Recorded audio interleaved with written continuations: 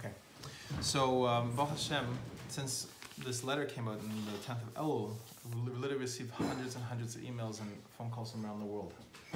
And from people of all different walks of life, Rabbanim, Rosh Yeshivas, Rosh Koilulim, doctors, scientists, and so forth. And it's just really incredibly outpouring of support.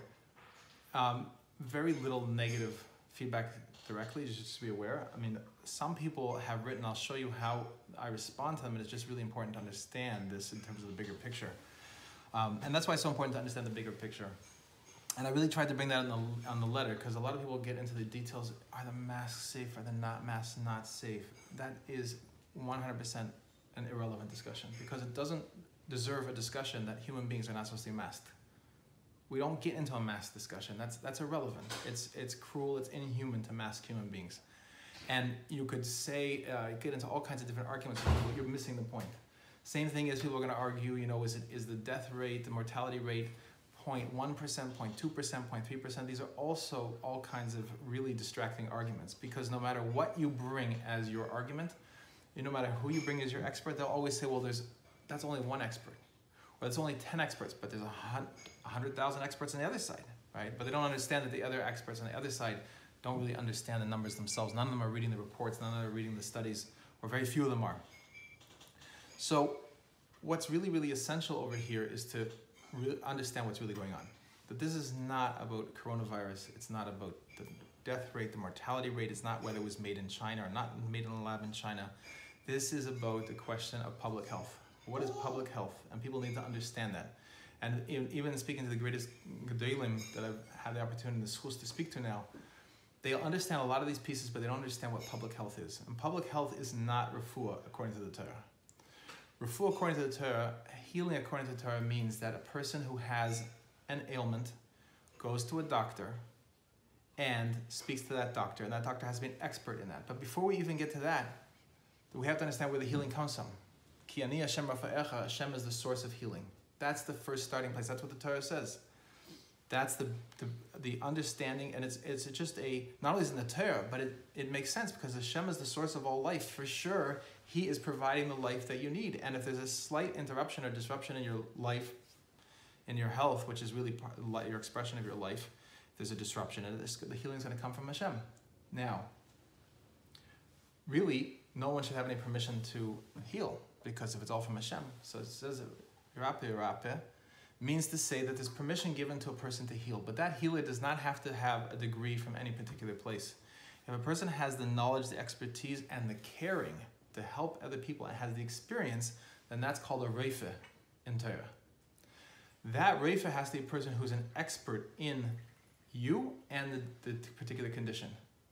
So that means an ophthalmologist cannot just say, oh, he could be the greatest ophthalmologist in the world and a real reife in eyes, but he can't tell someone he never met what to do about his stomach ailments, because it's not his area he's not an expert in stomach ailments, and he's also doesn't know anything about the person.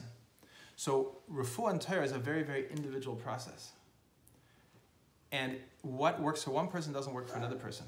So you can't go and say, okay, this is the thing that everyone should be taking. And that's really important to understand over here. Because everyone, let's say, for example, one thing that people are very excited about is hydroxychloroquine. It's also wrong to say that everyone should get on hydroxychloroquine right now. That's wrong. That's the same problem. The same problem is that it's taking away the individuality, the concept of a roife who understands it, understands the disease, understands the solution, understands you and your personal situation. So that's what refuah is in the Torah, but public health is the complete opposite. First of all, the word is public. Whenever they use the word public, it means everyone as a group. It does not mean anything about you at all. It means public.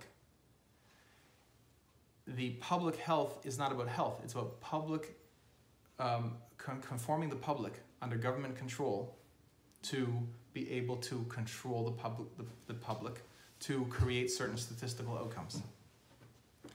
Because it's not saying that everyone's going to be healthy. It's going to say that they're going to reduce the numbers. They always talk about flattening the curve. They're going to manipulate the statistics. Even when I say manipulate the statistics, leaving aside the fabrication of the statistics, even if the statistics were 100% reported correctly, You can understand when they're saying flatten the curve. They're going to make everyone stand in certain places and stand here, don't stand there, and so forth, until they can change the numbers on a public level, on the entire level. Well, this is philosophically something that is a long-standing debate from the beginning of humanity, and it's the real simple debate between the God of abundance and the cult of scarcity. This is the first fundamental principle that everyone has to have a chinuch in, and people are not brought up so well in the yeshivas to really understand this. They understand there's something called avodah zarah. They understand we don't do avodah zarah, but they don't understand what avodah zarah really is. Avodah zarah comes along and says, I can't figure out how to make my way in the world. It looks like there's shortage in certain areas. Therefore, I have to worship certain forces to try to make sure they're going to come up in my favor. It's taking a person away from the God of abundance who provides everything we need all the time and does that lovingly. So everything that in history has been this battle. So Plato, Sparta, the ancient Greeks had this battle to get rid of the children that were not healthy, to make decisions that were trying to force on the people, decisions that would then bring the best result for everybody in a place and a time of limited resources. So everything that you hear, Marxism, communism, everything is about limited resources. There's not enough to go around, and the fundamental concept of Marxism is that since there's limited resources, then the government will take over and decide who can work where, what is going to be produced, what will not be produced, how to allocate all the resources. This is the fundamental concept of Marxism. Marxism is not a political philosophy. Marxism is avodah zarah, because it's based on the principle that God cannot take care of his creations. All the concepts of that the world population is too much for the world to handle is the cult of scarcity. The cult of scarcity is based on the idea that the world can't sustain the world population. Now, and God can't take care of all these people. So this is how they're able to infiltrate into the churches and into the Judaism and so forth, because they don't deny that there's a God. It's just that God has limited capabilities. So they'll let people believe in God, but just as long as they don't believe that God is all capable and all abundant and providing everything. Because once you agree that there are some limitations, it's true that God said, be fruitful and multiply. What's the first commandment in the Torah? The first commandment in the Torah is be fruitful and multiply. That is an expression of Amunah. In Amunah and God's abundance, because when you conceive a child, you have no idea how this child is going to be taken care of. And even if you have a lot of money, you have no idea how this child is going to survive in the world after he leaves the home.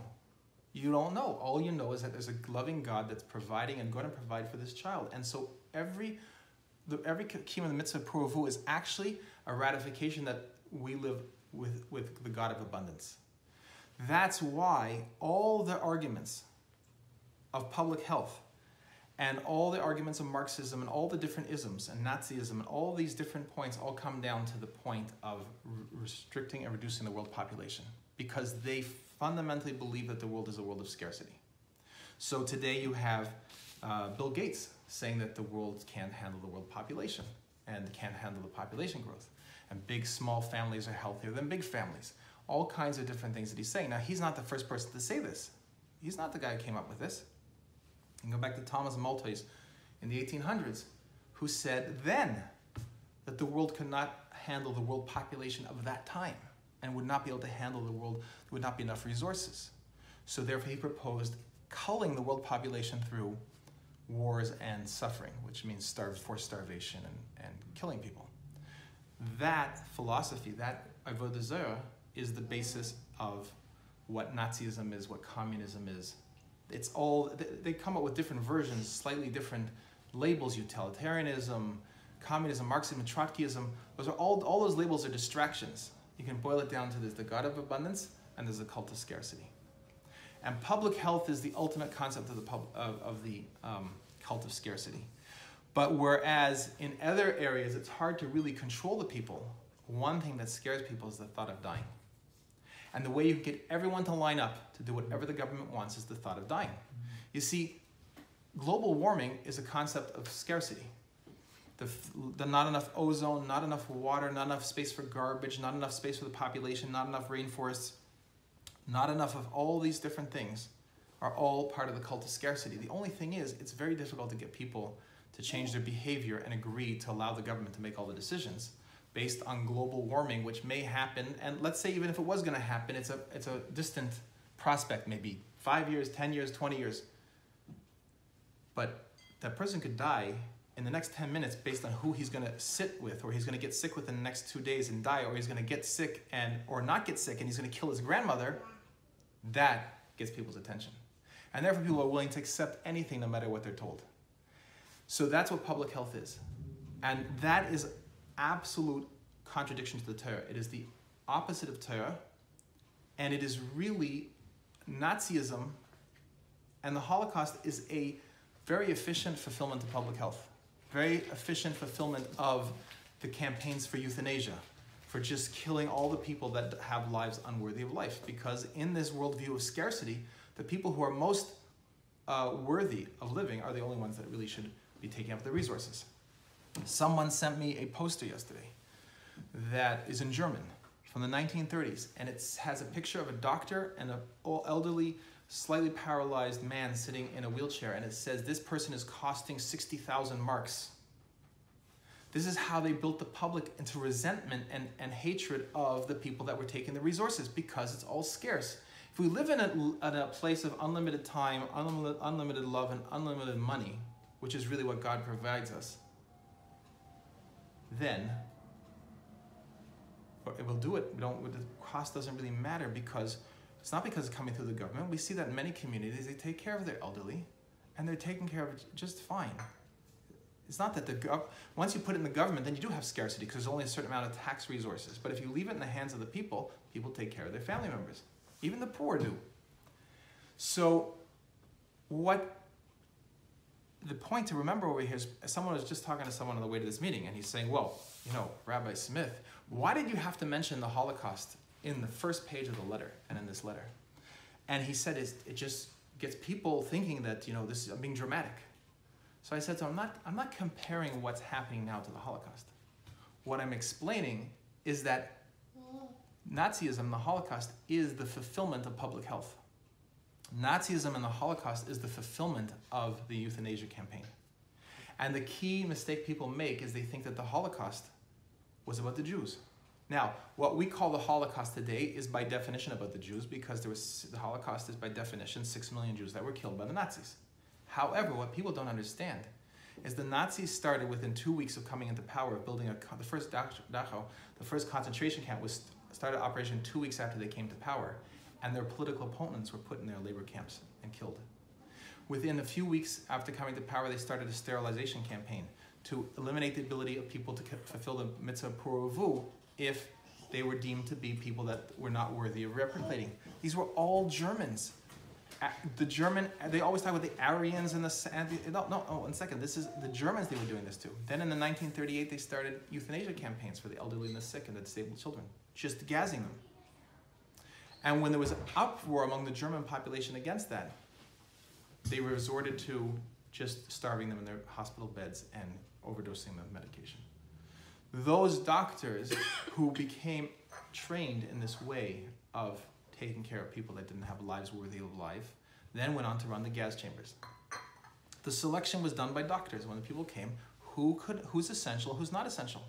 If a person's a working man, capable and strong, or a woman that's capable, middle-aged and capable of working, that person was sent to the side of life. Otherwise, they were sent to the side of death. That's the selection process. That's what's going on now in the whole discussion. Who's essential? Who's not essential? Who could work? Who can't work? Who can make a living? Who can't make a living? It's the same idolatrous, the same avodah zarah distinction that's made of what do we do with, since they think it's a world of scarcity. Then they have to decide how to apportion it. And we see what's happening right now is that they are making presentations and beginning to say that scarce, we see from coronavirus, scarce resources, we have to allocate who gets the ventilators, who doesn't get the ventilators. In fact, the interesting thing is, the very first argument used against the Rabbanim and against the Torah to close down the shuls and the yeshivas was the argument of scarcity. Everyone remembers, there's not going to be enough ventilators. No one asked the question if the ventilators were necessary for the healing of these people, because we now know that it killed a lot of people. But they told us that shortage, so the fear of shortage, that maybe so many people would get sick, they would get to the hospital. They never said that fewer people were going to get sick by closing the shuls and the yeshivas. It would just space it out so it wouldn't run out of capacity in the hospitals and capacity in the ventilators. As soon as you hear someone arguing shortage and scarcity, you know that they're coming from the cult of scarcity. Because from the world of God's abundance, the God of abundance, we will always have what we need as human beings to function. We see that the world population increased and increased and increased, and amazingly miraculous new techniques and abilities to bring food into production came that everyone's fed. Now the United States of America, I've heard, it can feed the entire world. And there are other countries that are producing food also. There's a surplus of food in the world. The only reason not everyone has food is because of artificially created shortages by people who want to control. So this is really the first point that we have to get clear. When someone starts writing to me about all the details, what about this number and this number, I answer them because, you know, point by point, but I don't spend a lot of time on all those points, because the real point to get to them is that in the last 100 years, 500 million people died at the hands of governments that believed in scarcity. And that's worse than any virus. You want to tell me the coronavirus is 15% mortality, 10%, whatever numbers they want to come up with, which is not. There's no such virus of that type of mortality. And they'll claim Ebola does, but that's also the same manipulation of the numbers over there also, based on who's counted and so forth. The end result is that this is not a discussion about coronavirus. It's a discussion about the ability to live in a world of God's abundance, or instead to live under the cult of scarcity.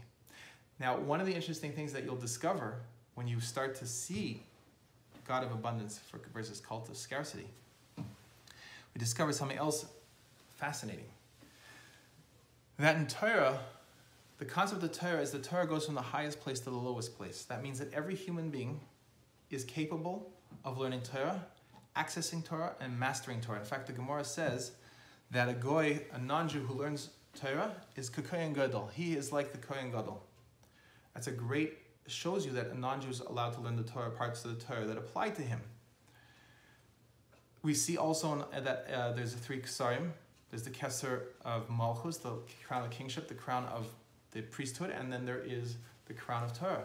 Anyone could take that. Anyone could take the crown of Torah. It's a Yerusha. It's an inheritance for everybody. Morasha Kilas Yaakov. Everyone's capable of taking this. The Rambam says that everyone could rise to the level of a Levi in the service of Hashem and take upon himself the mission of serving Hashem. Everyone could become a Talmid Chacham. Nothing's stopping anybody from becoming a Talmid Chacham, knowing the Torah and acquiring the Torah. This is the opposite of cults. All cults say that knowledge is reserved for the select few. In order to become a knowledgeable person, a person has to be inculcated into the cult and then reach the highest levels, and then they find out what's on the next highest level, and they never really know what's above them, and they control the source of information, and they don't allow the information to go to the people. This is what we're seeing today, the whole cult of expertise today. The experts say, the cult has become so overpowering that they say the experts say they don't know, and therefore we should listen to the experts. The experts are so able to control the people in the cult of scarcity and the cult of the scarcity of information that by even saying they don't know, they are now, we still have to follow their instructions. So this is another sign. Whenever someone comes and tells you that you don't know enough, you can't figure this out, the experts are saying, warning sign, this is the cult of scarcity, because they're saying that information is not available. The fact of the matter is, anything that's true, that's relevant to our lives, can be explained in the simplest words to the simplest people. And in fact, the whole idea of viruses and how viruses work, Koch's postulates and so forth, are so basic and simple that you can explain it to a child. What they've done is made it more and more complicated and more complicated, with all now creating exceptions to Koch's postulates, which don't really have any legitimacy, and saying they don't really have to establish Koch's postulates, which is meant to, I'm sorry, I didn't tell you what that Koch's postulates are, but the basic fundamental concept of virology, that number one, if for a virus to cause a disease, it has to be present every time the disease is there, and it has to be present in sufficient quantities. And there's a number of different postulates, different principles here that have to be met. All that's ignored now. But they're experts, so since they're experts, you're not allowed to question them. And you're meant to feel inadequate and unable to be able to think for yourself. So that's why in the letter, and since I wrote the letter, I've better articulated this concept. In the letter, I brought up the point that the only credentials today are honesty and common sense. And people will write, someone wrote, to someone I know, he said, well, who is this rabbi? So my person, he knew me for many years, he wrote back a whole long explanation of who I am. And he shared it with me, and I said, no, you're missing the point. If a person is asking the question, who is this rabbi? They're missing the whole point of this discussion, which is that it's not who this rabbi is. Is this true? Is this meet your standards of honesty? And does this meet your standards of common sense? I don't want, and we're not here to create new gurus. We're here to empower everybody and empower you to be able to figure out for yourself what's exactly for you. You may need once in a while a phone call, or you might have some sort of confusion. You might need a little guidance on. But ultimately, it's your decision. It's your ability to understand the information. And everyone has that capability, and don't ever let anyone take that away from you. So that's the first concept that we need to discuss. The second thing is that we need to understand that we are in a time of shmad. Shmad, people understand that means when people come and say the kids have to be indoctrinated into the Catholic religion. That's not what shmad means. Shmad means destruction. If they're coming and destroying the yeshivas and destroying the shuls and the mesivtas and putting at risk the mikvahs for the women, it's shmad, it's destruction. If they're shutting down the entire economy and preventing people from going to work, that's destruction. If they're separating people from each other and saying family members can't visit each other, that's destruction. If they made you afraid of the air and they made you afraid of other people, that's destruction. If your teachers are walking around in the hallways and all they talk about is wear a mask, wear a mask, wear a mask, that's destruction. They're destroying all the fabric of human relationships. Therefore, all the concepts that are brought in halacha of shmad apply, because it is shmad right now. And what comes out from that is two practical things I would like to suggest.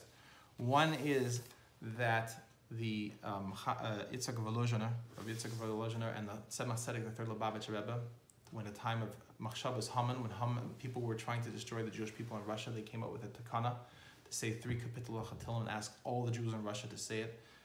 Chaf Aleph, Chaf Beis, and Samach Tes, that's 21, 22, and 69. And again in 1906, Reb Chaim Brisker, Gaon HaReb Chaim Brisker, and the fifth Lubavitcher Rebbe, the Rebbe Rashab, they did the same thing, the exact same Kapittel Chatilim, and both times the decrees were nullified. So this is something that we should be instituting, knowing that there's Machshavas Haman, and that we need to say Tillim. And we need to tell the Eibishter that this is what we're doing, we're following the example of our teachers. The other point is that, what do we learn in the time of Shmad is that we have to resist. We have to resist because every detail is relevant to the concept of acknowledging the authority of people that want to promote the cult of scarcity. There's no thing that they say to do which is insignificant. You may say it's insignificant to whether you're going to wear a mask or not and what's the big deal, but the fact of the matter is they're setting everyone up for a much greater decrease, because now you can't go into a store without a mask. Now there's legislation pending in this state to fine people who go into a store without a mask. Then they're going to say that they'll bar these people from the stores. Then what will be the new requirement? Will you have to prove, like they do in certain countries already, that you have antibodies or that you have taken a vaccine, that that's something that they want to do, give people these vaccine passports? Well, we know that the vaccines, they want to do a tattoo on a person, and a tattoo is forbidden, it's forbidden al pitar. Now, will there be rabbis that will say in the name of public health that it's a mitzvah to do a tattoo because Koch Nefesh is deicha everything? I could see they're writing it right now, God forbid. Unfortunately, tragically. But that doesn't make it so. That is people who have unfortunately fallen under the delusion and fallen under the intoxication of going along with the experts. Because what they're told is, rabbis, you don't really understand. You see, you have to follow the experts. And then some rabbis try to be really clever and become experts themselves. But all they're doing is regurgitating the cult of scarcity's numbers and the cult of scarcity's reasonings. They've left the Torah, and then they adopt the expertise, now become big experts, like certain rabbis have become big experts in the public health ideology, and they promote it, and then they try to pin back on words of Torah. Sakan nefashos, it's life-threatening, pekuach nefesh pushes away everything. All kinds of phrases that are now meant to take the Jewish people to adopt idolatry. Because it's idolatry if you're following the cult of scarcity. It's not about, idolatry is not merely about kneeling before some fake idol. Idolatry is about agreeing that there is scarcity in the world. Once a person agrees to the cult of scarcity, they have left the God of abundance that is going to take care of everything we need. And we do not need to surrender ourselves to the cult of scarcity. So that's the second point I want to bring out. The third thing I want to bring out is the asay tov, the things that we need to do. We need to heal the breaches of the Torah and the breaches of the Jewish people. Lachazik bitka means to say to the breaches that have happened in Yiddishkeit now, we need to rebuild those things. But we need to rebuild them from the ground up, because they fell apart. They fell apart because of poor chinuch, because people didn't realize that they had to say no when a shul was being closed. They had to say no when a yeshiva was being closed. They had to say no when they were told to put on masks. And if they had, the whole state and the whole country would have been in a much better situation right now, because the governor said he never closed down houses of worship. He said in a press conference that the rabbis did it for him. If the rabbis, and that's why it's remarkable, if you go through the executive orders, it never said all synagogues must close. Why? Because they got certain people and certain representatives of the governor to carry that out for them, which led to the darkness in the entire people of New Jersey. Because if the Jews had stood up and said, we're not closing, they would have hit a roadblock right at the beginning. Now they got to convince everybody, and then we would have been explaining to everyone why we're keeping our shuls open, why we're keeping our yeshivas open, why it's essential for the people of New Jersey and people of America. And then that would have given people an inspiration to say, yes, well, my shop is also essential. My work is also essential. So we need to do that. One particular thing that I believe is under direct threat right now is women's mikvahs. One rabbi put out what he calls a psak, saying that women should not go to the mikveh if they've had symptoms within 14 days. Yeah. This is clearly... I'm on the chat, a Kala teacher chat. It's not good. Right. And I put out now a subsequent letter that I drafted, which is after I found out what's really going on. People have been sending me emails about people literally being prevented. I just got a message today from someone who went to the mikveh in Miami, and the mikveh attendant told the lady proudly that she had denied entrance to a woman from New York who needed to use a mikvah. This is the level that people have gone to, because they are now subscribing to a new religion. The religion is public health is over everything. Public health über alles, to explain the German terminology. And if we go back to the original point I'm bringing out, that the war is really against pruvu. It's against having more children. Yeah. So they want to prevent women from going to the mikvah. That is their goal. Every missed possible conception is a victory in the war against pruvu. So therefore, it's necessary. I've drafted a letter now that has been actually started to be circulated. That is a letter for women to sign, the rest of the rabbanim in the town, saying and clarifying that and saying what's obvious is that mikvahs belong to the women. They do not belong to the rabbis. Thank you. They do not belong to the community leaders, and they do not belong to the gevirim that paid for them. On the chat. Okay, good, thank you. And I prepared a cover letter for that, but it's so patently obvious that the mitzvah of taras mishpacha and really everything to do with holiness of Shabbos and chinuch and kashrus belongs to the women. And what's become confused is that because a woman doesn't sit and learn all day, therefore has particular questions that she can't identify or can't do the calculations, or she needs help and guidance on something, that then somehow it got into people's minds that a rabbi can tell them not to go to a mikvah. That's simply not the Torah. And that has to be established. The women have to make that very, very clear that they're not going to accept that. And this is already now going out into the world. And my hope is that women will sign this letter and deliver it to their rabbanim. It only takes one woman in each community. And even if for whatever reason the women feel shy or afraid that it's going to cause strife between their husband and the rav or whatever it is, the fact it's now out in the world. The women know that the mikveh belongs to them, and no one can tamper with it. And if the government officials come to the rabbis and say, you got to close the mikvahs, the rabbis have to answer back, it doesn't belong to them. It's not for them to close it. It's not in their permission. They can't force the women to close the mikvah. And also, they cannot exclude any woman from the mikvah.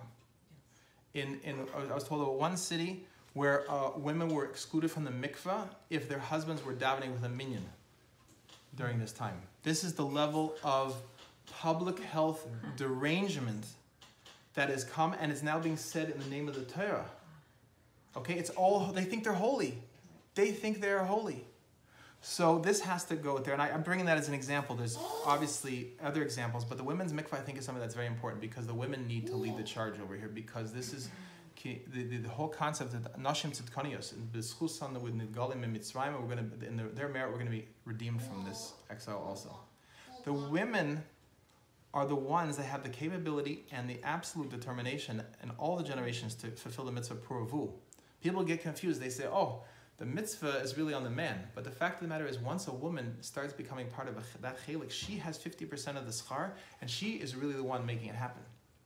So that's what has to be honored, and that's why the women have to step up to the forefront.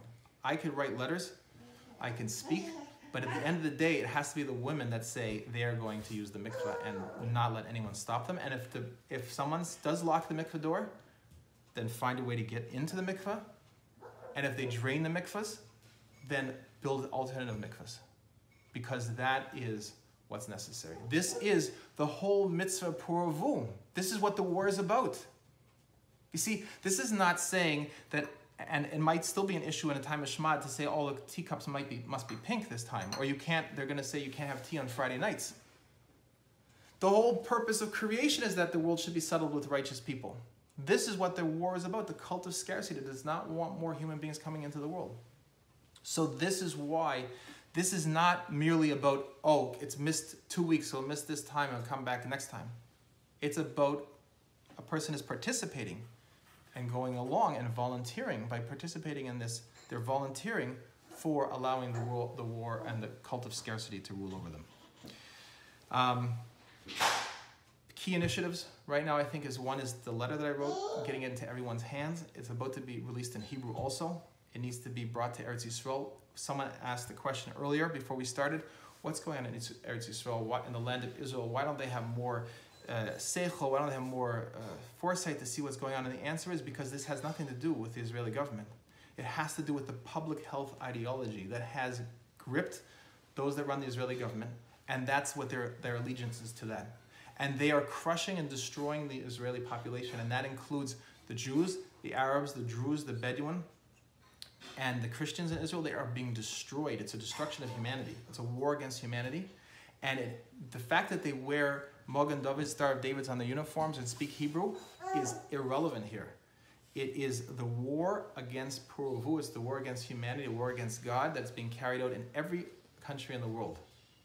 And it's the same. Now, Israel, because they are culturally attuned to trusting the government and letting the government do whatever it wants, and they are culturally, and parts of this population kind of believes it's part of the religious fulfillment, is the government of Israel. So they are natural, and they're used to surveillance, they're used to police everywhere, they're used to knowing that their phones are tapped, and the computers are monitoring them, they're being spied on and so forth. So that country, Israel, is an easy place to really implement this, but it's planned to be rolled out in every country. We see it going on in New Zealand, Australia now. People are being arrested for even saying that the lockdown is wrong. In New Zealand, they succeeded in disarming everybody.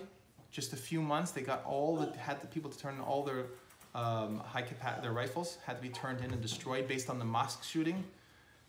Coincided with the ability to now take everyone's guns, and now they're all disarmed. New Zealand was one of the highest armed countries in the world, now disarmed, now the worst lockdowns in the world. So this is what they're bringing, this is what they're planning to bring to America.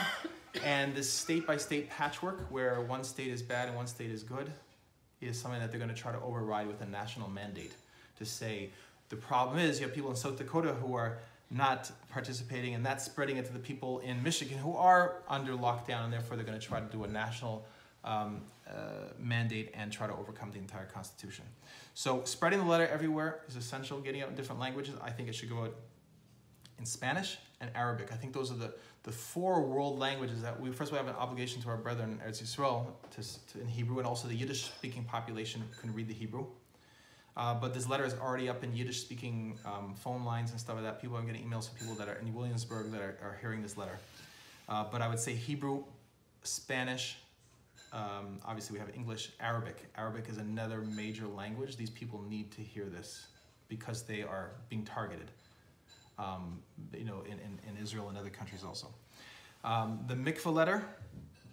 So now the question is, we have to realize it's not just about trying to find replacements for the schools that have gone into this mask worship. It's about realizing that the whole chinuch of the people that are running those schools is off base because they are putting public health against the ahead of the health of their own kids. They're willing to close down the school if the governor says so. What kind of chinuch is that? That's not the Rabbi Akiva that's my Rebbe. That's not the Talmidei Chachamim, the Gemara that are my Rebbeim. Where did this come from? It's not. So these people have had this weakness in their chinuch all along, and they've been teaching our kids. So something's wrong, and we have to figure out what those details are, and we have to start new chinuch programs that are based on what are the fundamental principles of life. God of abundance, He's taking care of us. Kol yochel, everything's provided for. You're meant to be fruitful and multiply. He will provide your parnasa. You don't have to let anyone control your life. And anytime anyone's using fear against you, fear or scarcity and so forth, they're coming to control you. These are basic principles that are completely left out of the current schooling system. And then the other thing that I think is important to discuss is fundraising. This all requires the cost of translation, the cost of spreading the letters, the cost of setting up new schools, litigation challenges against the attempts to close down the schools, litigation challenges against the hospitals. We're talking about really tens and tens of millions of dollars that need to be raised to pull off all the battles that need to be fought on many different levels, educating people, preparing materials. We can't rely on merely the materials that are chinuch materials that are available now. We have to develop new chinuch materials that are going to be made available to the parents, to the teachers, and to the kids, that are going to educate them on what it means to be a Jew and what it means to be a good human being. And fundamentally, we have to remember to tie this all together that the real problem is a spiritual problem. And the spiritual problem that mankind has become so demoralized that they can allow things to be themselves to be taken over and told what to do. And that comes from a lack of recognition of God. And our job as the Jewish people is fundamentally to teach the Sheva Mitzvahs B'Nei. That's what we're here for. We're here in this world, we were spread around to teach the non-Jews. And we have to look at every single non-Jew as our ally, the police officers, the people from the Department of Health, the neighbors, they're all on our side. We just have to give them the recognition that there's only one God and not to fall into this cult of scarcity. And that's what we could do, and that's really our mission here. And that requires preparing materials and getting out there, and each one of us is responsible for that. It's not like, okay, Rabbi so-and-so is going to go teach the Sheva Mitzvahs. You have your sphere of non-Jews, whether it's people that come to your house, whether it's people you meet in the stores, whether it's people that are in your businesses. These are your responsibility to make them into your chassidim. That's what it means, chassidei umas olam. They are chassidim of the world. Each one of us is meant to have thousands of students. Lahami talmidim harbe is really an injunction for us to have many, many non-Jewish students. Because that's what we're here in the world to do. I don't need to teach you anything about Torah. Who am I going to teach? You already know the Torah. We got to teach the non-Jews. You're going to have 15,000 students, and I'm going to have 15,000 students. So that's really the whole picture, and that's what the part that I just want to end on this positive note, and we'll take questions. But that's the positive outcome over here. That's the concept of Mashiach. The concept of Mashiach is that this descent of the world into this darkness, into this confusion, is an opportunity for the Jewish people to shine forth and provide the leadership that the world has always wanted. And Rabbi Yonasan Steif, who wrote a sefer called Mitzvahs Hashem in 1933 and wanted to publish them, but unfortunately it wasn't published, says that why does the Gemara say that Mashiach is not going to come until Ein ben David ba ad shenafeh kol malchius leminas, that all the all the governments turn into denying God, that's when Mashiach is going to come. He says, well, how does that make sense? He says the answer is because when the governments turn to atheist and deny God, civilization will collapse. And there'll be massive strife in the streets and uprisings. All the things that we're seeing come from a lack of moral fabric. And then the goyim are going to realize it's not working for them. And they're going to turn to the Yidden, the simple goyim on the street. We're not talking about the leaders necessarily of the goyim. The simple non-Jews are going to come to the Jews and say, you have the secret. You have the information. It's not even a secret. We've been saying it for all these thousands of years.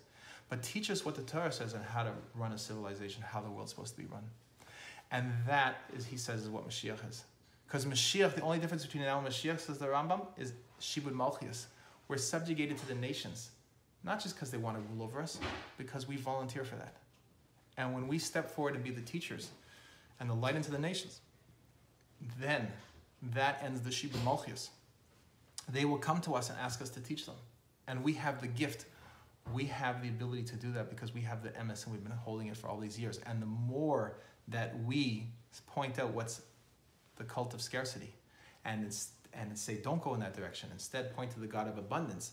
The more true we are to who we are. And then that is going to inspire the nations. And all this that they're trying to do to manipulate people's minds and to get them to believe in this cult of scarcity is just going to dissolve. Amen. So Mitzvah we should be zeicha to that now, and just from having this meeting and so forth, we're going to be zeicha to experience this. And it's very, very close. The whole principle of atomic energy is if you get one atom to explode, it will create a chain reaction, and you then have a nuclear reaction or a nuclear explosion. The whole world can be affected positively in one, from just getting one, just putting the energy and the time into getting one atom to go. And I think that we really have that process going. It's really possible, and it can happen in an instant because the whole world is calling out for this. So, thank you. You could turn that off. I'm going to excuse myself for a minute.